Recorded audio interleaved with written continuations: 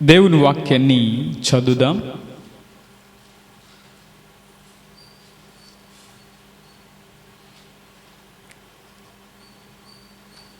కొరింథీయులకు రాసిన రెండవ పత్రిక, కొరింథీయులకు రాసిన రెండవ పత్రిక 9వ అధ్యాయం 8వ వాక్యాన్ని చదువుదాం. మరియు అన్నిటి యందు ఎల్లప్పుడును మీలో మీరు సర్వ సమృద్ధి గలవారై ఉత్తమమైన ప్రతి కార్యమును చేయుటకు దేవుడు మీ ఎడల సమస్త విధములైన కృపను విస్తరింప చేయగలడు. దానికి స్తోత్రం, హల్లెలూయా.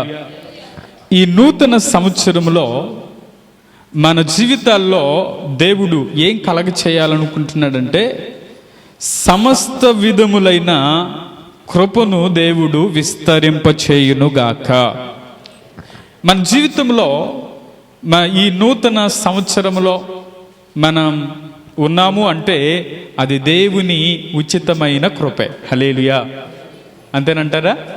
మనం సజీవులముగా ఉన్నాము అంటే అది దేవుని కృప. చాలామంది గతించిన సంవత్సరం ఉన్నవారు ఈ సంవత్సరం లేరు.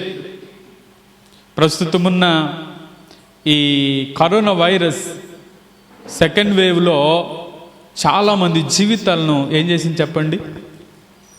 చాలామంది వారి జీవితాలను కోల్పోయారు. అయితే నేడు మనం సజీవంగా ఉన్నాము అంటే అది దేవుని ఉచితమైన కృపే. దేవునికి స్తోత్రం, హల్లెలూయా. అయితే నేను అంటాను, ఈ మాటలో దేవుడు మనతో మాట్లాడుతున్నటువంటి మాట ఏంటంటే ఎల్లప్పుడూ మీలో మీరు సర్వ సమృద్ధి గలవారై ఎలా ఉండాలనుకుంటున్నాడంటే మీలో మీరు సర్వ సమృద్ధి గలవారై ఉండాలని దేవుడు కోరుకుంటూ ఉన్నాడు. మనం సర్వ సమృద్ధి గలవారమై ఉండాలి అంటే మనకేం కావాలంటే దేవుని కృప అవసరం. హల్లెలూయా.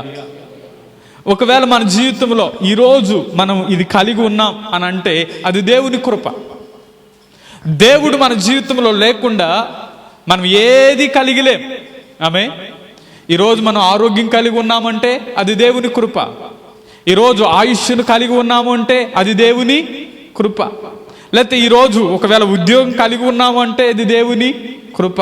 లేకపోతే ఈరోజు ఒక చక్కని పని చేయగలుగుతున్నాము అంటే అది దేవుని కృప. మనం ఏమై ఉన్నామో, ఏదైతే కలిగి ఉన్నామో అదంతా కూడా దేవుని కృప వల్లే పొందుకున్నాం. దేవునికి స్తోత్రం, హల్లెలూయా. అందుకనే దేవుడు అంటాడు, ఇర్మియా గ్రంథం 31వ అధ్యాయం 3వ వాక్యంలో, చాలా కాలము క్రిందట యెహోవా నాకు ప్రత్యక్షమై ఇట్లనెను, శాశ్వతమైన ప్రేమతో నేను నిన్ను ప్రేమిస్తూ ఉన్నాను గనుక విడవక నీ ఎడల కృప చూపుచున్నాను అంట. ఈ మాటలో దేవుడు చెప్తున్నటువంటి మాట ఏంటంటే శాశ్వతమైన ప్రేమతో నేను నిన్ను ప్రేమిస్తూ ఉన్నాను, విడువక అంటున్నాడు, నీ ఎడల కృప చూపిస్తూ ఉన్నాను అని మాట్లాడుతా ఉన్నా. దేవాతి దేవుడు మనతో మాట్లాడుతున్నటువంటి మాట ఏంటంటే మనము ఈ నూతన సంవత్సరంలో మన జీవితంలో సర్వ సమృద్ధి గలవారమై ఉండాలి అంటే మన ఎడల ఏముండాలంటే దేవుని కృప విస్తరించునుగాక.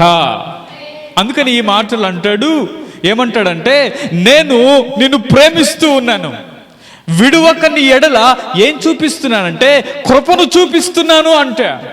ఈరోజు ఆయన కృప మన మీద ఉంది అంటే. అందుకనే ఒక తండ్రి తన పిల్లల ఎడల తండ్రి తన బిడ్డలను ప్రేమించి వారి పట్ల కృప చూపుతూనే ఉంటాడు. హల్లెలూయా. అవునా? తండ్రి తన పిల్లల పట్ల ఏం కృప చూపిస్తూ ఉంటాడు? వారు తప్పు చేసినా, వారు ఒకవేళ ఏదన్నా చేయకూడదు చేసినా తండ్రి ఏం చేస్తూ ఉంటాడంటే క్షమిస్తూ ఉంటాడు. అలాగే తండ్రి అయినటువంటి దేవుడు మన పట్ల కూడా ఎన్నో దేవునికి ఆయాసకరమైనవి మన జీవితాల్లో ఉన్నా వాటన్నిటి నుంచి ఆయన మనల్ని విడిపించి, మనకున్న బంధకాల నుంచి విడిపించి ఆయన ఏం చేస్తున్నాడంటే విడవక మన ఎడల ఆయన కృప చూపుతూనే ఉన్నాడు. దేవునికి స్తోత్రం, హల్లెలూయా. మనమేదో యోగ్యులమని, మనమేదో గొప్పవారమని, లేకపోతే ఆయన మనల్ని ప్రేమించట్లేదు, కానీ ఆయన ఉచితమైన కృప చేత మనల్ని ప్రేమిస్తూ ఉన్నాడు. దేవునికి స్తోత్రం, హల్లెలూయా. అందుకని అంటాడు, కృప అంటే కృంగిన వారిని లేవనెత్తడానికి వచ్చాడు దేవుడు. హల్లెలూయా. అంటే పరలోకము నుండి ఆయన ఏం చేశాడంటే దిగి వచ్చాడు. ఎక్కడి నుంచి వచ్చాడు ఆయన? పరము నుండి ఆయన దిగి వచ్చాడు. అందుకని ఆయన అంటున్నాడు, నిన్ను శాశ్వతమైన ప్రేమతో నేను నిన్ను ప్రేమిస్తూ ఉన్నాను. ఏ ప్రేమ అంట? ఆయన శాశ్వతమైన ప్రేమతో ఆయన ప్రేమిస్తూ ఉన్నాను అంటున్నాడు. విడువక నీ ఎడల ఏం చూపిస్తున్నానంటే కృపను చూపిస్తున్నాను, కృప చూపిస్తూ ఉన్నాను.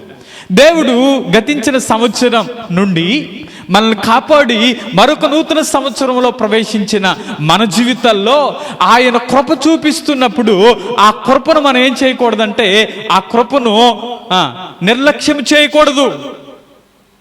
దేవుడు మన పట్ల కృప చూపిస్తూ ఉన్నప్పుడు ఆ కృపను మనం పోగొట్టుకోకూడదు. కీర్తనకాడు అంటాడు, 63వ కీర్తనలో 3వ వాక్యం చదివితే అక్కడ దావీదు భక్తుడు మాట్లాడుతూ ఉంటాడు, నీ కృప జీవము కంటే ఉత్తమము, నా పెదవులు నిన్ను స్తుతిస్తూ ఉన్నాయి అని మాట్లాడుతూ ఉంటాడు. దేవునికి స్తోత్రం చెల్లిద్దామా? హల్లెలూయా. ఈ కీర్తనకాడైనటువంటి దావీదు అంటున్నటువంటి మాట ఏమంటున్నాడంటే, అయ్యా నీ కృప జీవము కంటే ఉత్తమం. ఆమె జీవము చాలా ఉత్తమమైనది. అయితే ఆ జీవము కంటే కూడా ఉత్తమమైనది ఏంటంటే కృపే. ఈరోజు దేవుని కృప పొందుకున్న మన జీవితాల్లో అందుకని అంటాడు, నా పెదవులు నేనేం చేస్తున్నాయంటే స్తుతిస్తూ ఉన్నాయి. మన జీవితాల్లో దేవుని కృపను పొందుకున్న మనం సర్వ సమృద్ధి కలగాలి అంటే మనం ఏం చేయాలంటే మనకు దేవుని కృప అవసరం. దేవునికి స్తోత్రం, హల్లెలూయా. అందుకని అంటున్నాడు, నీ కృప జీవము కంటే ఉత్తమం. ఆ జీవము కంటే ఉత్తమమైన ఆ కృపను మనం పొందుకోవాలి. ఆ కృపను మనం కలిగి ఉండాలి. ఆ కృపలోనే మనం కొనసాగాలి. ఒకవేళ దేవుని కృపను మనం పోగొట్టుకుంటే మన జీవితాల్లో ఏం చూడమో తెలుసా? దేవుని కార్యాలు మనం చూడలేము. దేవుని మేలులు మన జీవితాల్లో మనం చూడలేం. కాబట్టి దేవుని కృపను పోగొట్టుకోకుండా మన జీవితాలు ముందుకు సాగునుగాక. అందుకనే పౌలు గారు మాట్లాడుతూ కొరింథీయులకు రాసిన 2వ పత్రికలో 6వ అధ్యాయం 1వ వాక్యంలో ఈ మాట అంటూ ఉంటాడు పౌలు గారు. చదువు. కాగా మేము ఆయన తోటి పనివారమై మీరు పొందిన దేవుని కృపను వ్యర్థము చేసుకోవద్దని మిమ్మును వేడుకొనుచున్నాము. చాలు, ఈ మాటలు అంటాడు. ఏమంటున్నాడంటే, కాగా మేము ఆయన తోటి పనివారమై మీరు పొందిన దేవుని కృపను వ్యర్థం చేసుకోవద్దు. అయ్యా, దేవుని కృప మీరు పొందుకున్నారు. ఆ కృప పొందుకున్న ఆ కృపను మీరేం చేయొద్దంటే వ్యర్థము చేసుకోవద్దు. ఏంటి ఆయన కృప? ఈ లోకములో నుండి ఆయన నిన్ను వేరు చేశాడు. ఈ లోకములో ఉన్న నిన్ను ఆయన ప్రత్యేకపరిచాడు. ఈ లోకములో ఉన్న నిన్ను, పాపములో ఉన్న నిన్ను ఆయన వేరు చేసి ఏం చేశాడంటే రక్షణ ఇచ్చాడు. దేవునికి స్తోత్రం, హల్లెలూయా. ఈ లోకములో అమూల్యమైనది ఏంటి అంటే, జీవము కంటే ఉత్తమమైనది ఏంటంటే ఆయన కృప. అయితే ఆ కృప ద్వారా మనం రక్షించబడ్డాం. ఆమె కృప లేకపోతే రక్షించబడేవారు కాదు. కృప ద్వారా, కృప లేకపోతే స్వస్థపరచబడే వారం కాదు. కృప లేకపోతే మన జీవితాల్లో ఏ మేలు కూడా మనం అనుభవించే వారము కాదు. అందుకనే పౌలు భక్తుడు అంటున్నాడు, అయ్యా ఆయన కృపను మీరేం చేయొద్దంటే వ్యర్థపరుచుకోవద్దు. అందుకని ఆ కింద మాట్లాడుతూ అంటాడు, ఏమంటాడంటే, అనుకూల సమయమందు నీ మొర ఆలకించి తిని రక్షణ దినమందు నిన్ను ఆదుకొంటిని అని ఆయన చెబుతున్నాడు కదా. ఇదిగో ఇప్పుడే మిక్కిలి అనుకూల సమయం, ఇదిగో ఇదే రక్షణ దినము అని మాట్లాడతా. ఇదే రక్షణ దినం. నేడు అనే సమయం ఉండగానే మన జీవితాలను దేవునికి సమర్పించాలి. ఒకవేళ నిన్నన్నది చరిత్ర, నేడన్నది దేవుడు వాస్తవం, రేపన్నది ఏమి సంభవిస్తుందో ఎవరికి తెలియదు. నేడు అనే సమయం ఉండగానే, అందుకని అంటున్నాడు ఇదే అనుకూల సమయం. ఇదిగో దేవుని కృపను నువ్వేం చేయొద్దంటే నిర్లక్ష్యము చేయొద్దు. దేవుని కృపను నువ్వేం చేయొద్దంటే వ్యర్థము చేయొద్దు. దేవుడు నిన్ను ఎందుకు రక్షించాడో తెలుసా? దేవుడు నిన్ను ఎందుకు ఇంతకాలం క్షేమము చేత నింపుతున్నాడో తెలుసా? ఒకవేళ దేవుని కృపను నువ్వేం చేస్తున్నావు? నిర్లక్ష్యం చేస్తావేమో. ఆ దేవుని కృపను నువ్వేం చేయొద్దంటే నిర్లక్ష్యం చేసుకోవద్దు, వ్యర్థపరుచుకోవద్దు. కాబట్టి దేవుడు మనకిస్తున్న ఒక అమూల్యమైనటువంటి మాట ఏంటంటే, ఆ ఉత్తమమైన కృపను నువ్వు పోగొట్టుకోవద్దు. ఇంకో మాట చెప్పాలంటే, మనం ఏ కాలంలో ఉన్నామంటే కృపాకాలంలో ఉన్నాం. దేవుడు కృప చూపుతూనే ఉన్నాడు. అయితే ఆ కృపాకాలంలో ఉన్న మన జీవితాల్లో మనం ఏం చేయాలో తెలుసా? మన జీవితాలు దేవునికి సమర్పించుదుముగాక. ఒకవేళ నీ జీవితం దేవునికి సమర్పించకపోతే, ఇంకా సమయం ఉందిలే, ఇంకా యవ్వనం ముందులే, లేకపోతే ఇంకా సమయం ముందులే అని చెప్పి ఒకవేళ నిర్లక్ష్యం చేస్తే నేడు ఏమవుతుందో రేపేమవుతుందో ఎవరికి తెలియదు. ఒకవేళ దేవుని రాకడ త్వరగా వస్తే మనం ఒకవేళ విడవబడతామేమో, జాగ్రత్త. కాబట్టి ఇక్కడ అంటాడు, దేవుని కృపను నువ్వేం చేయదంటే వ్యర్థం చేసుకోవద్దు. దేవుని కృపను నువ్వు పోగొట్టుకోవద్దు. ఎందుకు ఆయన కృపను పోగొట్టుకోకూడదు అనంటే, ఆయన మన పట్ల ఇంకా తన కృపను చూపిస్తూనే ఉన్నాడు. ఒక అంజూరపు చెట్టు దగ్గరికి వెళ్ళి దాని చుట్టూ చూశాడా? అంజూరపు చెట్టు దగ్గరికి వెళ్ళి దాని చుట్టూ చూసి ఇదేమన్నా ఫలాలు ఫలిస్తుందేమో అని చెప్పి ఆ చెట్టు చూశాడంట.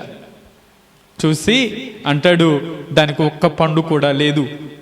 ఆ లేని కారణం చేత దీన్ని ఏం చేద్దామంటే నరికేద్దాం.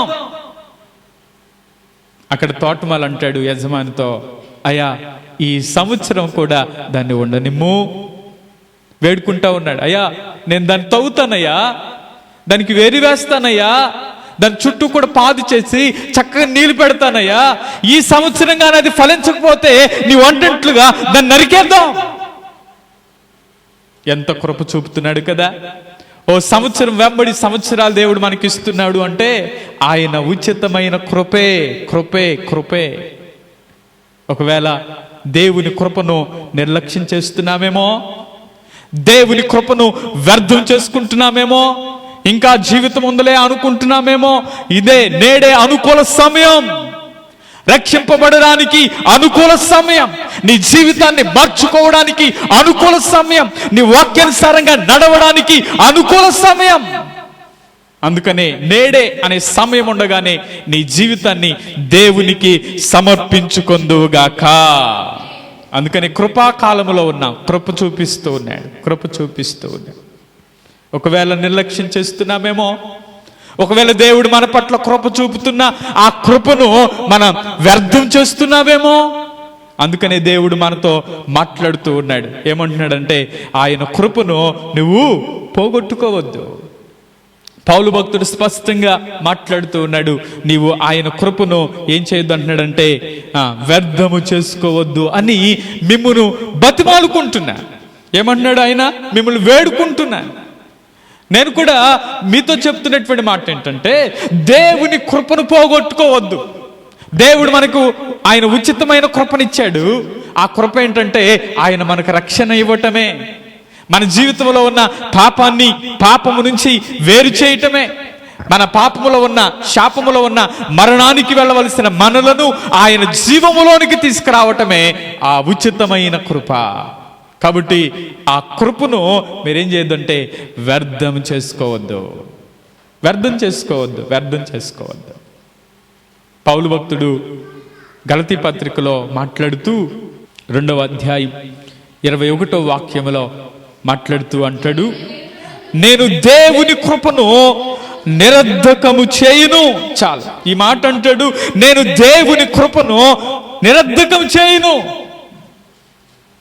దేవుని కృపను ఆయన అంటున్నటువంటి మాట ఒక తీర్మానం చేసుకుంటా ఉన్నాడు. ఏమంటున్నాడంటే, అయ్యా నీ కృపను నేను నిరర్ధకము చేయను. కారణం ఏంటి తెలుసా? దేవుని కృప ఎంత అమూల్యమైనదో పౌలు గారికి తెలుసు. పౌలు గారు ఒక రోజు ఎలాంటి వాడంటే, క్రైస్తవులు దేవుని పిల్లలు అన్న వారిని హింసించటానికి బయలుదేరాడు పౌలు గారు. అసలు క్రీస్తు అనే పేరు లేకుండా చేద్దాం అనుకున్నాడు. అయితే ఆ దమస్కు మార్గములో దేవుడు అతన్ని దర్శించాడు. దేవునికి స్తోత్రం, హల్లెలూయా. ఎప్పుడైతే దేవుడు దర్శించాడో తన మనోనేత్రాలు మూయబడ్డాయి. 3 దినాలు ఉపవాసం ఉండి ప్రార్థన చేశాడు. మరలా సేవకులు ప్రార్థించినప్పుడు తన మనోనేత్రాలు తెరవబడినట్లుగా మనం చూస్తాం. ఆనాటి నుండి పౌలు గారు దేవుని కొరకు బలమైన కార్యాలు చేయటం ప్రారంభించారు. ఆయన అంటున్నటువంటి మాట, ఈ కృపను నిరర్ధకము చేయను అని ఆయన చెప్తూ ఆ పై మాటలు అంటాడు. ఒకసారి 20వ వాక్యం కూడా చదివితే, నేను క్రీస్తుతో కూడా సిలువ వేయబడి ఉన్నాను, ఇకను జీవించువాడును నేను కాదు, క్రీస్తే నా యందు జీవిస్తూ ఉన్నాడు. నేనిప్పుడు శరీరమందు జీవించుచున్న జీవితము నన్ను ప్రేమించి నా కొరకు తను తాను అప్పగించుకొనిన దేవుని కుమారుని యందలి విశ్వాసము వలన నేను జీవిస్తూ ఉన్నాను. ఎంత గొప్ప సాక్ష్యం చెప్తున్నాడు కదా. ఆయన అంటున్నాడు, నేను జీవిస్తున్న జీవితం నాది కాదు. నేను ఎవరి కొరకు జీవిస్తున్నానంటే నా యేసయ్య కొరకు జీవిస్తున్నాను అని తీర్మానం చేస్తా ఉన్నాను. హల్లెలూయా. నేను బ్రతికించింది ఎందుకో తెలుసా? నీ జీవితంలో గొప్ప కార్యాలు ఎందుకు చేస్తాడో తెలుసా? నీవు దేవుని కొరకు నిలబడాలని, దేవుని కొరకు ఒక నమ్మకమైన సాక్షిగా ఉండాలని దేవుడు నిన్ను ఏర్పాటు చేసుకున్నాడు. అందుకనే పౌలు గారి జీవితంలో కూడా ఆయన అంటున్నాడు, జీవించేవాడు నేను కాదయ్యా, నాలో ఎవరు జీవిస్తున్నారంటే నా యేసయ్య జీవిస్తూ ఉన్నాడు. హల్లెలూయా. మాట అంటాడు పౌలు గారు, నేను క్రీస్తుని పోలి నడుస్తున్నాను, మీరు నన్ను పోలి నడ. మన జీవితాల్లో కూడా క్రీస్తు పోలిక మనలోనికి రావాలి, క్రీస్తు ప్రేమ మనలోనికి రావాలి, క్రీస్తు స్వరూప్యం మనలో కనబడాలి. ఎప్పుడు కనబడుతుందంటే ఆయన మాటలు మనలో నిలిచి ఉన్నప్పుడు. అందుకనే దేవుడు మనకిచ్చిన వాగ్దానం, నా యందు మీరు మీ యందు నా మాటలు నిలిచి ఉండాలి. కాబట్టి మనలో దేవుని మాటలు నిలిచి ఉండునుగాక. మనలో దేవుని మాటలు నిలిచి ఉంటేనే. అందుకనే పౌలు భక్తుడు అంటున్నాడు, నేను ఎవరి కొరకు జీవిస్తున్నానంటే నేను క్రీస్తుతో కూడా సిలువ వేయబడ్డాను. క్రీస్తు ఎన్ని శ్రమలు పొందుకున్నాడో, యేసయ్య మన కొరకు ఎన్ని శ్రమలు అనుభవించాడో అన్ని శ్రమలు నేను అనుభవించాను అంటున్నాడు. పౌలు గారు చెప్పే శ్రమలు ఒకసారి ఆలోచిస్తే క్రీస్తు కొరకు ఎంత శ్రమ పడ్డాడండి, ఎన్ని శ్రమలు పొందుకున్నాడో. అక్కడ అంటాడు, జాగారముల చేత ఉపవాసములతో ఎంత కష్టపడ్డానో అని అనేక విషయాలు రాస్తా ఉంటాడు. కాబట్టి ఈ సమయంలో ఆయన అంటున్నటువంటి మాట, నేను క్రీస్తుతో కూడా సిలువ వేయబడ్డాను, ఇక జీవించేవాడును నేను కాదయ్యా, క్రీస్తే నా యందు జీవించుచున్నాడు. ఎవరు జీవిస్తున్నారు చెప్పండి? ఆయనలో క్రీస్తు జీవిస్తూ ఉన్నాడు అంటున్నాడు. కాబట్టి మన జీవితాల్లో కూడా నేను ఇప్పుడు శరీరమందు జీవించుచున్న జీవితం, ఆయన అంటున్నమాట, నేను శరీరమందు జీవించుచున్న జీవితం ఆయన నన్ను ప్రేమించి నా కొరకు తను తాను అప్పగించుకొనిన దేవుని కుమారుని యందలి విశ్వాసము వలన నేను జీవిస్తూ ఉన్నాను. అయ్యా, ఆయన నన్ను ప్రేమించాడు కాబట్టి నాకు ఈ జీవితం ఇచ్చాడు. నీ జీవితంలో కూడా ఆయన ఎందుకు ఈ జీవితాన్ని ఇచ్చాడు అంటే ఆయన నిన్ను ప్రేమిస్తూ ఉన్నాడు. అందుకనే శాశ్వతమైన ప్రేమతో నేను నిన్ను ప్రేమిస్తున్నాను, విడువక నీ ఎడల కృప చూపిస్తున్నాను అని చెప్తున్నాడు దేవుడు. కాబట్టి శాశ్వతమైన ప్రేమతో మనల్ని ప్రేమించి ఆయన కృప చేత మనలను బలపరుచునుగాక. అందుకనే ఆయన కృప విడవనిది. ఆయన కృపను ఏం చేయకూడదంటే మనం వ్యర్థము చేసుకోకూడదు. ఆయన కృపను మనం ఏం చేయకూడదంటే నిరర్ధకము చేయును. దేవుని కృపను నిర్లక్ష్యము చేయును. దేవుడు మనకిచ్చిన కృపలో మనం ముందుకు సాగిపోదుముగాక. దేవుడు తన కృప ద్వారా మనకి ఏవైతే తలంతులు ఇచ్చాడో, దేవుడి కృప ద్వారా మనకి ఏదైతే టాలెంట్స్ ఇచ్చాడో, దేవుడు కృప ద్వారా మనకి ఏదైతే ఇచ్చాడో వాటిని ఏం చేయాలంటే దాచిపెట్టుకోకూడదు. దేవుని స్తోత్రం, హల్లెలూయా. ప్రార్థన చేయగలుగుతున్నామా? ఆ ప్రార్థన వరాన్ని సానబెట్టి ఇంకా ప్రార్థన చేస్తా ఉండాలి. పాటలు పాడగలుగుతున్నామా? మరి ఎక్కువగా ఇంకా దేవుని స్తుతించాలి. వాక్యం చెప్పగలుగుతున్నామా? ఇంకా ఎక్కువ వాక్యం చెప్తూ ఉండాలి. ఒకవేళ దేవుని కొరకు నమ్మకమైన సాక్షిగా జీవిస్తున్నామా? మరికొంతమందికి నమ్మకంగా నీ సాక్ష్యాన్ని చెబుతూ ముందుకు సాగిపోదుగాక. దేవుడు నీకు ఇచ్చిన కృప, ఆ కృపలో నువ్వేం చేయాలంటే ముందుకు సాగాలి. దేవుడు తన ఉచితమైన కృప మన పట్ల చూపిస్తున్నాడు కాబట్టి ఆ కృపలో మనం ముందుకు సాగుదముగాక. అందుకనే మనకు ఎన్ని ఉన్నా, ఈ లోకంలో ఆస్తులున్నా, లేకపోతే ఈ లోకంలో సంపద ఉన్నా, ఒకవేళ ఏమున్నా కానీ ఒక పక్క దేవుని కృపను పెట్టి మరొక పక్క ఏది పెట్టినా అది వ్యర్థమే. ఆమె అవునంటారా? కాబట్టి దేవుని కృప ద్వారే మనం ఏది కలిగి ఉన్నా ఆయన కృప ద్వారే మనం పొందుకుంటూ, పౌలు భక్తుడు చెబుతున్న మాట ఏమంటున్నాడంటే, నేను కృపను వ్యర్థం చేసుకోను, నేను కృపను నిరర్ధకము చేయను. ఈరోజు మన జీవితాల్లో కూడా దేవుడు మనల్ని ప్రేమించి ఆయన తన కృపను మన పట్ల చూపిస్తూ ఉన్నాడు. మన పట్ల చూపిస్తూ ఉన్నప్పుడు మనం కూడా ఆ కృపను ఏం చేయకూడదు? నిర్లక్ష్యం చేయకూడదు, నిరర్ధకం చేసుకోకూడదు. కాబట్టి తప్పకుండా ఒక తీర్మానం స్టెఫెన్ జీవితంలో అంటాడు. స్టెఫెను ఎలా నిండుకున్నాడు అంటే, ఒకసారి అపోస్తుల కార్యముల గ్రంథంలో 6వ అధ్యాయం 8వ వాక్యంలో మాట్లాడుతూ, స్టెఫెను కృపతోను బలముతోను నిండినవాడై మహత్కార్యములను గొప్ప సూచక క్రియలను చేయుచుండెను. చాలు. దేవుడు స్టెఫెను ఎలా నింపాడు అంటే, అక్కడ రాస్తూ ఉన్నటువంటి మాట, స్టెఫెను కృపతోను బలముతోను నిండుకొనిన వాడై ప్రజల మధ్యలో మహత్కార్యములను గొప్ప సూచక క్రియలను చేయుచూ ఉన్నాడు. కృపతో నిండుకున్నాడు స్టెఫెను. ఈరోజు మన జీవితాల్లో కూడా కృపతో నిండుకోవాలి. ఆ కృపతో నిండుకుని దేవుని కొరకు బలమైన కార్యాలు చేయుదుముగాక. అందుకనే ఆయన కృప జీవము కంటే ఉత్తమమైనది. ఆయన కృప అంటున్నాడు, నేను వ్యర్థం చేసుకోలేదు, మిమ్మల్ని కూడా బతిమాలి వేడుకుంటున్నాను, ఆయన కృపను మీరు వ్యర్థం చేసుకోవద్దు. ఆయన కృపను నేను నిరర్ధకం చేయలేదు, మీరు కూడా నిరర్ధకం చేయొద్దు అంటున్నాడు. స్టెఫెను కృపతో నిండుకున్నాడు కాబట్టే దేవుని కొరకు బలమైన కార్యాలు చేయగలిగాడు. ఈరోజు మన ద్వారా దేవుడు కార్యాలు చేయాలంటే మనం దేవుని కృప చేత మనము నింపబడుదుముగాక. దేవుని కృపచేత మనం నింపబడితే అనేక మందికి దేవుడు మనల్ని దీవెనకరంగా మార్చునుగాక. కాబట్టి మన జీవితంలో సర్వ సమృద్ధిగా మన జీవితాలు ఉండాలి అంటే మనం ఏం చేయాలంటే ఆ కృపలో మనం ముందుకు సాగుదముగాక. కాబట్టి ఒక దీవెనకరమైన దేవుని కృప మనం పొందాలి. ఎలా పొందుకోవాలి? దేవుని కృప మనం ఎలా పొందుకోవాలి?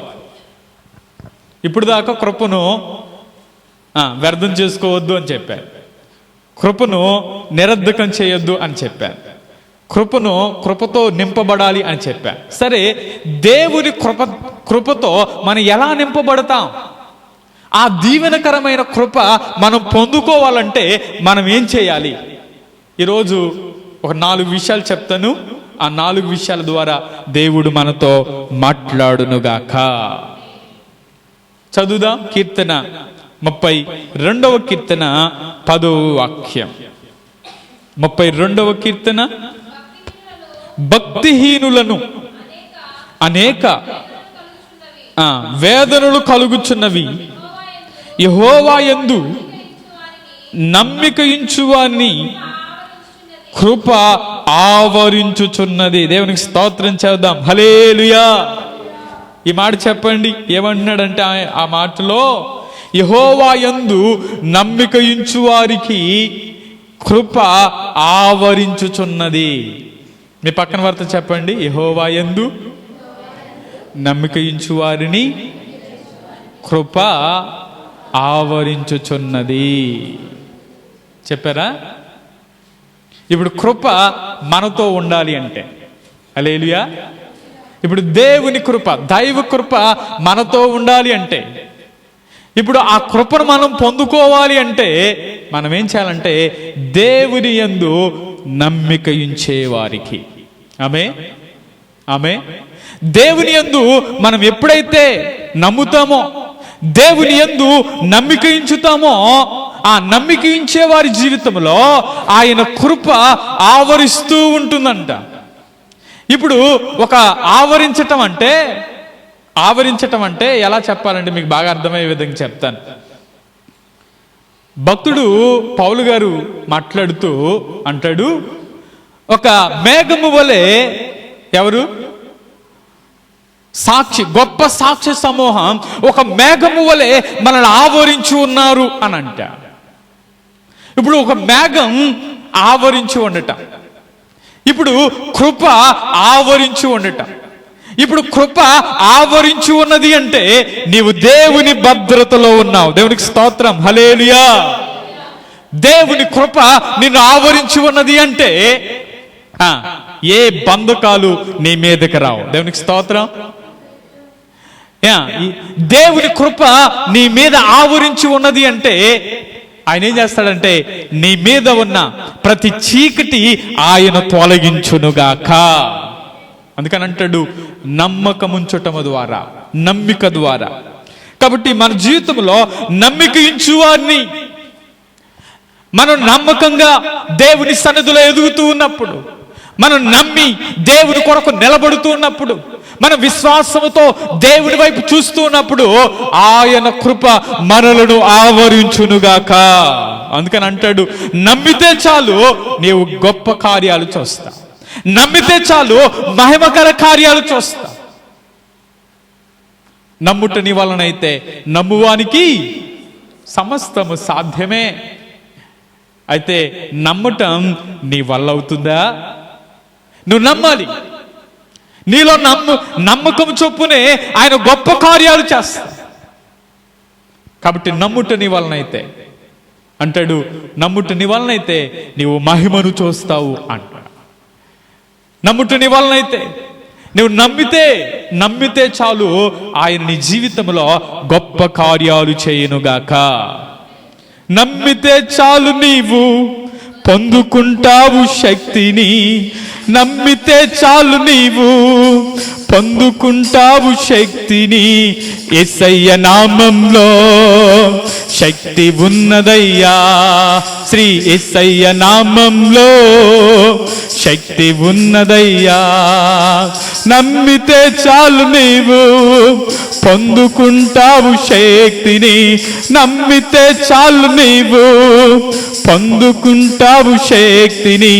యేసయ్య నామంలో శక్తి ఉన్నదయ్యా.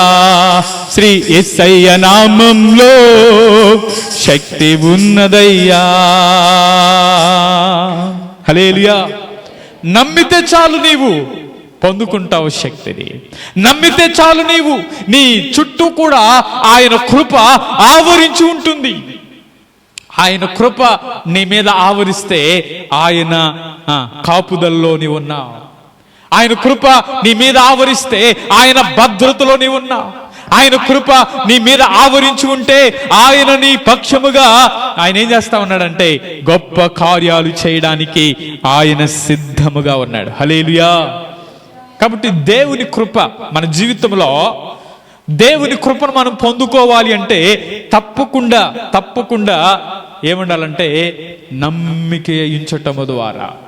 అందుకని అంటాడు ఆయన కృప ఆవరించి ఏం చేస్తా ఉండేదంటే సమస్తమైన సర్వ సమృద్ధిలోనికి దేవుడు మనల్ని నడిపించునుగాక. కాబట్టి విశ్వాసము ద్వారా అద్భుతాలు చూస్తాం, నమ్మకము ద్వారా అద్భుతాలు చూస్తాం. దేవుడు మన జీవితంలో ఏ గొప్ప కార్యం చేయాలన్నా మనం ఏం చేయాలంటే దేవుని యందు నమ్మిక ఉంచుదముగాక. నువ్వు నమ్మినప్పుడే అద్భుతాలు చూస్తా. నమ్మినప్పుడే ఆయన కృప ఆవరిస్తుంది. నమ్మినప్పుడే సర్వ సమృద్ధిలో ఆయన నిన్ను నడిపించునుగాక. ఈ నూతన సంవత్సరంలో సర్వ సమృద్ధిలో ఆయన కృప చేత మనం నడిపింపబడాలి అంటే మనం దేవుని నమ్మికతో మన జీవితాలు ముందుకు కొనసాగించదముగాక. రెండో విషయం చెప్తాను. ఆయన కృప మనల్ని, ఆయన కృపను మనం పొందుకోవాలి అంటే రెండవది మనం ఏం చేయాలో ఒకసారి రోమాపత్రిక 10వ అధ్యాయం 12వ వాక్యం చదువుదాం. యూదుడని గ్రీకు దేశస్థుడని భేదము లేదు, ఒక్క ప్రభువే అందరికీ ప్రభు అయ్యుండి తనకు ప్రార్థన చేయవారందరి ఎడల కృప చూపుటకు ఐశ్వర్యవంతుడై ఉన్నాడు. దేవునికి స్తోత్రం చెల్దాం. హల్లెలూయా. ఈ మాటలు అంటాడు, ఏమంటాడంటే తనకు ప్రార్థన చేయవారందరి ఎడల, ఎవరైతే దేవుని సన్నిధికి వచ్చి, ఎవరైతే దేవుని సన్నిధిలో కూర్చుని ప్రార్థన చేయవారి ఎడల ఆయన అంటున్నాడు కృపను చూపుటకు ఐశ్వర్యవంతుడై ఉన్నాడు. దేవునికి స్తోత్రం. హల్లెలూయా. కృపను చూపడానికి ఆయన ఐశ్వర్యవంతుడు. నీవు దేవుని సన్నిధిలో అడిగే ప్రతి అక్కర ఆయన వినే దేవుడు. హల్లెలూయా.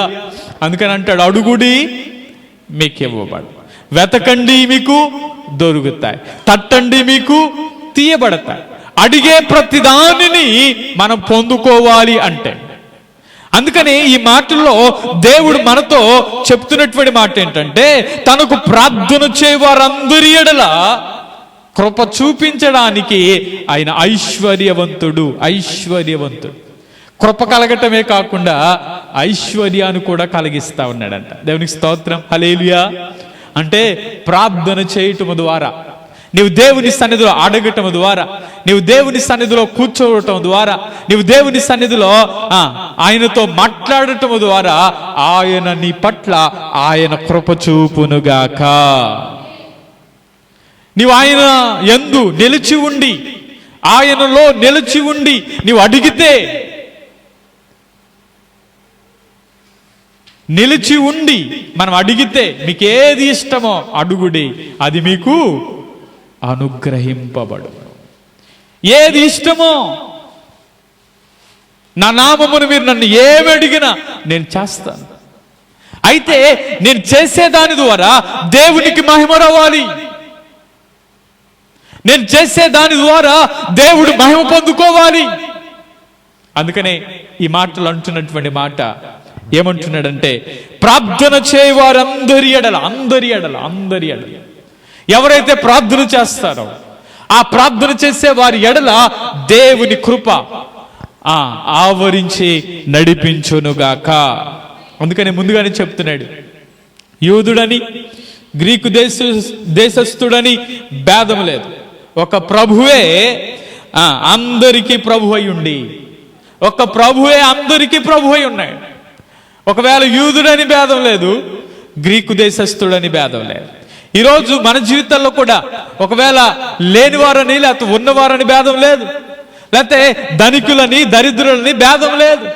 ఎవరైతే దేవుని సన్నిధిలో ప్రార్థిస్తున్నారో, ప్రార్థన చేసే వారందరి ఎడల ఆయన ఏం చేస్తున్నారంటే కృప చూపుతూనే ఉన్నాడు. ఈరోజు ఆ దీవెనకరమైన కృప మనం పొందుకోవాలి అంటే దేవుని నమ్మిక ఉంచటం ద్వారా కృప ఆవరిస్తుంది. అలాగే ప్రార్థన చేయటం ద్వారా ఆ కృప కలిగిన కార్యాలు మనం చూస్తాం. అందుకని అంటాడు, ప్రార్థన చేసేవారి ఎడల ఆయన కృప చూపుతూ, కృప చూపించడానికి ఆయన ఐశ్వర్యవంతుడై ఉన్నాడు. మన దేవుడు ఐశ్వర్యవంతుడు, ఆయన సమృద్ధి కలిగినటువంటి దేవుడు. ఆ సమృద్ధిలో నుండి ఆయన మనకిచ్చునుగాక. కాబట్టి ఆ కృపలో మనం దేన్ని అడుగుతామో, మనం దేవుని సన్నిధిలో ఏదైతే అడుగుతామో అవన్నీ దేవుడు సహాయము చేయునుగాక అంటాడు. నీ మందిరం యొక్క సమృద్ధి వలన వారు సంతృప్తి నొందుతున్నారు. మందిరంలో దేవుడు ఏముంచాడంటే సమృద్ధిని ఉంచాడు. ఇప్పుడు మందిరానికి వచ్చి నీవు దేవుని సన్నిధిని అడగటం వలన ఆయన ఆ సమృద్ధిలో నుండి నీకు తీసి ఇచ్చునుగాక. అందుకని నీవు దేవుని కృపను పొందుకోవాలి అంటే ప్రార్థన చేయాలి.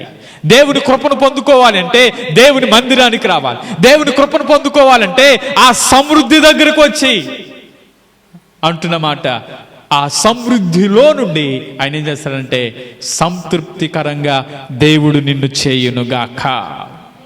కాబట్టి ఎప్పుడైతే దేవుని నమ్మి దేవుని సన్నిధికి వచ్చి మనం ప్రార్థన చేస్తూ ఉంటామో ఆ సమృద్ధిలో నుండి ఆయన తన కృప చేత మన అక్కరలన్నీ దేవుడు తీర్చునుగాక, మన అవసరాలన్నీ దేవుడు తీర్చునుగాక, మన పరిస్థితులన్నీ దీవెనకరంగా దేవుడు చేయునుగాక. మరొక విషయం చెప్తాను, ఆయన కృపను మనం ఎలా పొందుకుంటాము అంటే ఒకసారి చదవండి. పేతురు రాసిన మొదటి పత్రిక 5వ అధ్యాయం 5వ వాక్యం చదువుతాం. పేతురు రాసిన మొదటి పత్రిక 5వ అధ్యాయం 5వ. చిన్నలారా, మీరు పెద్దలకు లోబడి ఉండుడి, మీరందరూ ఎదుటివాని ఎడల దీన మనస్సు అను వస్త్రమును ధరించుకొని మిమ్మును అలంకరించుకొనుడి. దేవుడు అహంకారులు ఎదిరించి దీనులకు కృప అనుగ్రహించును. దేవునికి స్తోత్రం చెల్లిద్దాం. హల్లెలూయా. ఏమన్నాడు చెప్పండి? ఇక్కడ అంటున్నాడు, ఏమన్నాడంటే మీరందరూ ఎదుటి వారి ఎడల దీన మనస్సు అనే వస్త్రాన్ని మీరు ధరించుకోండి. మనకు ఒక వస్త్రం ఉండాలి, ఆ వస్త్రం దీన మనస్సు. ఆమె రెండు చేతుల పైకి దేవిస్తున్నాం. హల్లెలూయా. ఏ వస్త్రం ఉండాలి చెప్పండి? దీన మనస్సు. దీన మనస్సు అనే వస్త్రాన్ని మనం ఏం చేయాలంటే ధరించుకోవాలి. దీన మనస్సు అనే వస్త్రాన్ని మనం ఎప్పుడైతే ధరించుకుంటామో, ఏమంటున్నాడంటే అక్కడ అంటున్నటువంటి మాట, అహంకారులను ఎదిరించి దీనులకు కృప అనుగ్రహించును. ఆమె దీనులకు దేవుడు కృపనిస్తాడు. దీనులు తగ్గించుకున్నవారు, అందుకని అంటాడు మిమ్మల్ని మీరు తగ్గించుకోండి, అప్పుడు ఆయన మిమ్మల్ని హెచ్చించును. మనం ఎంతగా తగ్గించబడతామో అంతగా దేవుడు మనల్ని హెచ్చించునుగాక. మనం ఎంత దీనత్వము కలిగి ఉంటామో అంతగా దేవుడు తన కృపను అనుగ్రహించునుగాక. అందుకని అంటాడు, దీనుల ఎడల నేనేం చేస్తున్నానంటే కృప చూపిస్తున్నాను. అహంకారుని ఎదిరించి గర్వంతో ప్రవర్తించే వారిని దేవుడు ఏం చేస్తాడంట? ఎదిరిస్తాడంట. అహంకారం, గర్వం ఒక రోజు ఏం చేస్తా ఉండేదంటే నాశనాన్ని నడిపించగలదు. గర్వం ఏం చేయగలదంటే ఒక వ్యక్తిని పడదోయగలదు. గర్వం నేనే కదా అని గర్వించిన లూసిఫర్ పడదోయబడ్డాడు.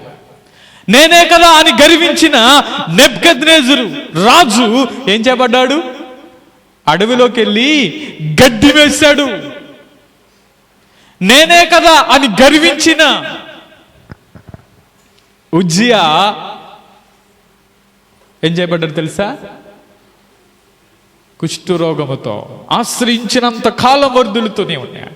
ఎప్పుడైతే తన గర్వం ఏలుబడి వచ్చిందో పతనమైపోయినట్లుగా మనం చూస్తాం. ఈరోజు రాజ్యాలు పతనమైపోవడానికి కారణం ఏంటో తెలుసా? గర్వమే. ఈరోజు మన జీవితంలో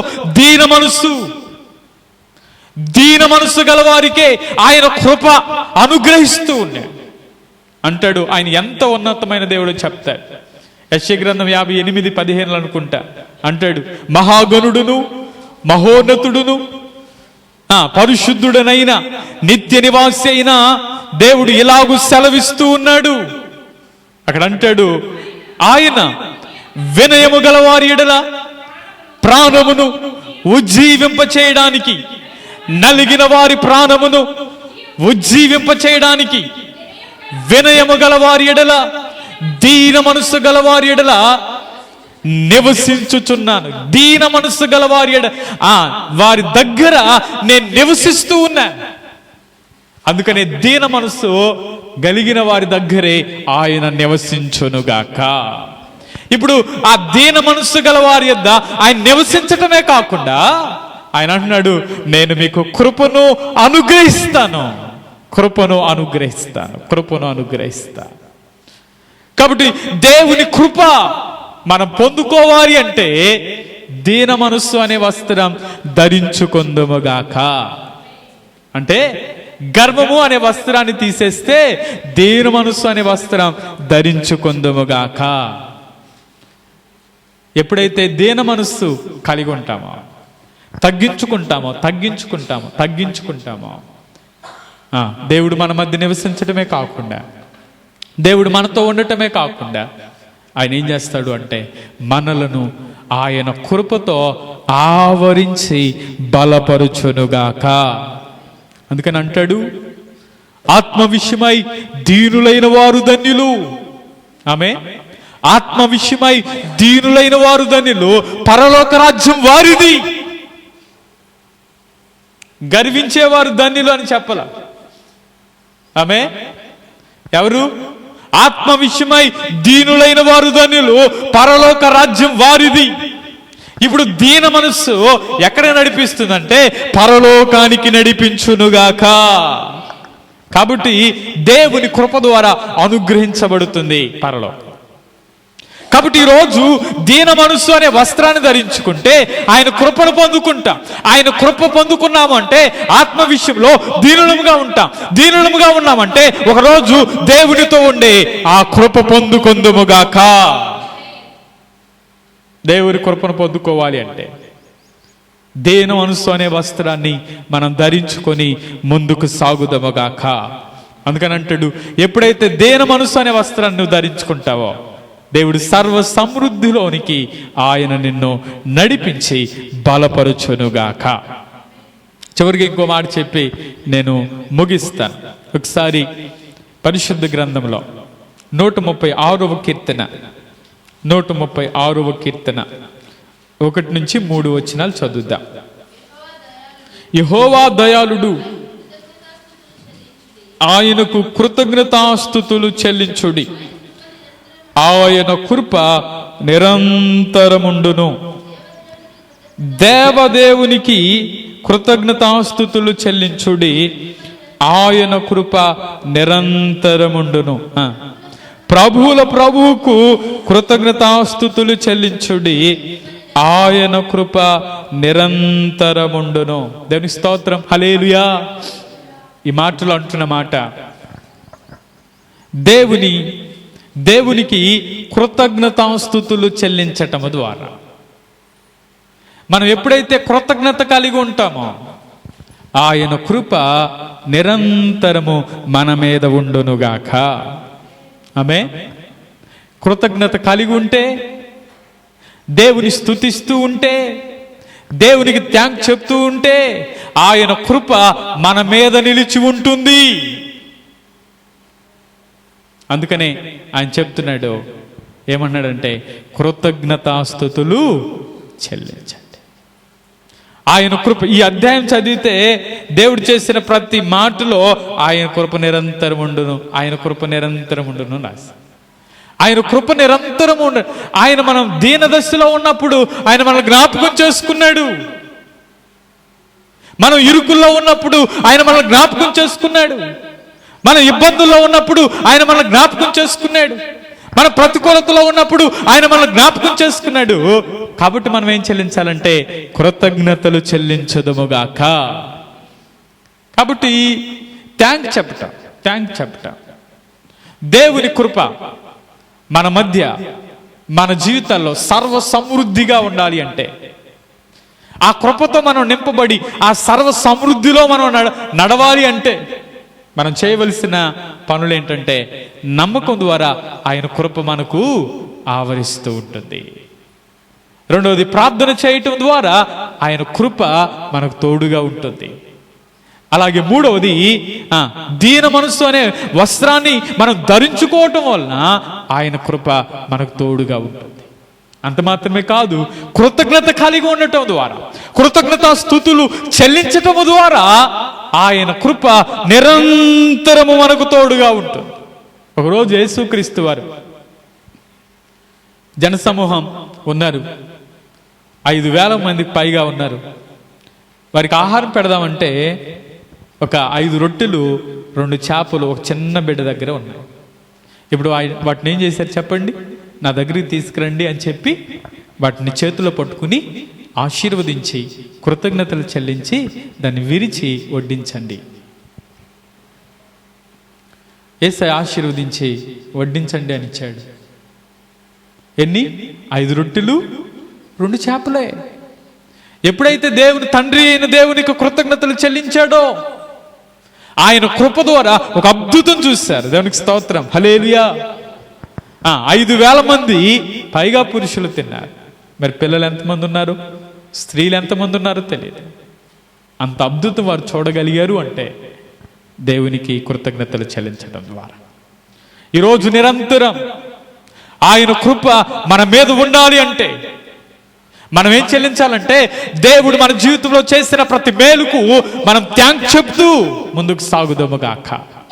ఒక చిన్న మనం బండి మీద వెళ్తున్నప్పుడే ఆపి ఎక్కించుకుని అక్కడికి వెళ్ళి దించితే ఏమంటా?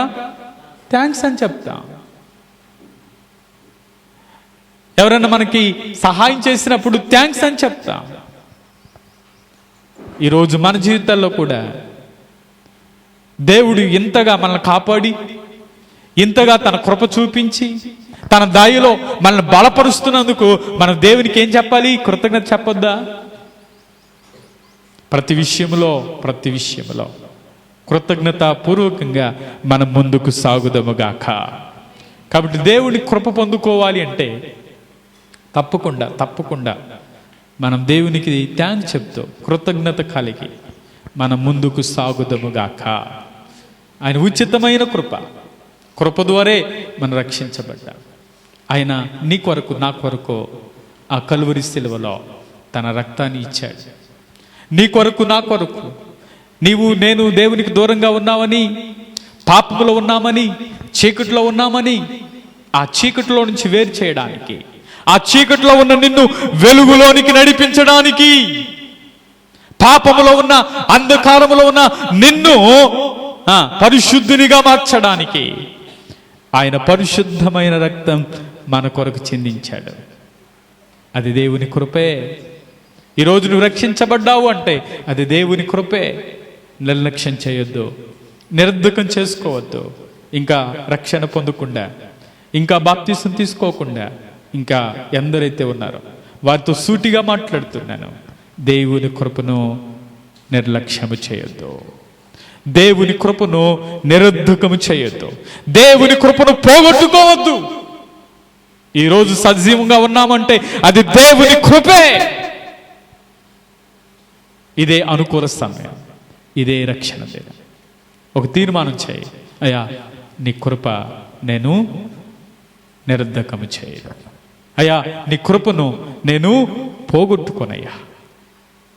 కృతజ్ఞత కలిగి ఉంటాను, నమ్మిక ఉంచుతానయ్యా, ప్రార్థన చేస్తూ ఉంటానయ్యా, దేని మనసు కలిగి ఉంటానయ్యా అని తీర్మానం చేస్తూ ముందుకు సాదాం. ఈ నూతన సంవత్సరంలో ఆయన కృప ద్వారా నూతనమైన కార్యాలు మన జీవితాలు చేసి బలపరచునుగాక. కళ్ళు మూసుకుందాం, ప్రార్థన చేద్దాం. అందరం తలలు వంచుదాం, ప్రార్థన చేద్దాం. అందరం తలలు వంచుదాం, ప్రార్థన చేద్దాం. ఓ చిన్న తీర్మానం చేద్దామా? అయ్యా మీ కృపను నేను నిర్లక్ష్యం చేయనయ్యా. అయ్యా నీ కృపను నేను నిరర్ధకం చేయనయ్యా అన్నాడు స్టెఫను. దేవుని కృపతో నిండుకున్నాడయ్యా. సర్వ సమృద్ధి కావాలి అంటే విడువక మా ఎడల కృప చూపుతున్నందుకై స్తోత్రం. మీరు అంటున్నారు శాశ్వతమైన ప్రేమతో నేను మిమ్మల్ని ప్రేమిస్తున్నాను అని చెప్పారు కదా. ఎంత గొప్ప దేవుడవో. అవునయ్యా, మీ కృపను ఎలా పొందుకోవాలో మాకు నేర్పించినందుకై స్తోత్రం. చక్కని విషయాలు దేవ కృప ద్వారా నమ్మకం ద్వారా కృప ఆవరిస్తుంది అన్నారు కదా. ప్రార్థన చేయవారందరి ఎడల కృప ఐశ్వర్యం కలగ చేస్తున్నందుకై స్తోత్రం. దీన మనసు ద్వారా కృపను అనుగ్రహిస్తున్నందుకై స్తోత్రం. కృతజ్ఞతాస్తుతులు చెల్లించడం ద్వారా నిరంతరము కృప చూపుతున్నందుకై స్తోత్రం. మీరు మాతో మాట్లాడిన ఈ శ్రేష్టమైన మాటలు బట్టి నీకు వందనాలు. ఈ నూతన సంవత్సరంలో నూతనమైన కార్యాలు మేము పొందుకోవాలని, నూతన సంవత్సరంలో సర్వ సమృద్ధిలో మేము ముందుకు నడవాలని మీరు మాతో మాట్లాడిన ప్రతి శ్రేష్టమైన మాటలు బట్టి స్తుతిస్తున్నాము. చిన్న మీ బిడ్డలందరినీ మీరు బలపరచు. మీ బలమైన కార్యాలు మీరు జరిగించమని ప్రార్థిస్తూ ఉన్నాను. గొప్ప కార్యాలు చేయండి, గొప్ప కార్యాలు చేయండి. సర్వ సమృద్ధిలోనికి నడిపించి మందిరం యొక్క సమృద్ధి వలన వారు సంతృప్తి నందుతున్నట్లుగా మీ కృప ఆవరింపు చేసి, కృప ద్వారా ఐశ్వర్యం ఇచ్చి, కృపను అనుగ్రహించి అయా నిరంతరము నీ కృపతో నింపి నీ రాజ్యము కొరకై సిద్ధపడడానికి ఇదే అనుకూల సమయం. నేడే అనుకూల సమయం అని చెప్తున్నందుకు ఇస్తాం. ఆ కృపను నిర్లక్ష్యం చేయక కృపతో ముందుకు సాగిపోవడానికి సహాయం చేయండి. మీ బిడ్డలందరినీ మీరు బలపరచ వాక్యం విన్న బిడ్డల జీవితాల్లో గొప్ప కార్యాలు మీరు జరిగించమని ప్రార్థిస్తూ మీ బిడ్డలందరి చుట్టూ మీ కంచె వేసి మీ కృపతోనే బలపరచమని, ప్రతి బంధకాల నుంచి విడిపించి నీకు సాక్షులుగా నమ్మకమైన బిడ్డలుగా ముందుకు సాగిపోయే కృపను దయచేయమని యేసు నామములో అడుగుతూ ఉన్నాము తండ్రి. ఆమేన్, ఆమేన్. అందరికీ వందనాలు. దేవుడు మిమ్మల్ని దీవించునుగాక. మా అడ్రస్ పాస్టర్ శాంతిబాబు, షారోను ప్రార్థనా మందిరం, మాస్కో బజార్, కారంచేడు. మా ఫోన్ నెంబర్స్ 9951555037 మరి ఒక నెంబర్ 8317635573. మీ ప్రార్థనా అవసరతలకు సంప్రదించండి. తప్పక మీ కొరకు ప్రార్థిస్తాం. తప్పక దేవుడు మీ జీవితాల్లో కూడా గొప్ప కార్యాలు చేయునుగాక. God bless you. దేవుడు మిమ్మల్ని దీవించునుగాక.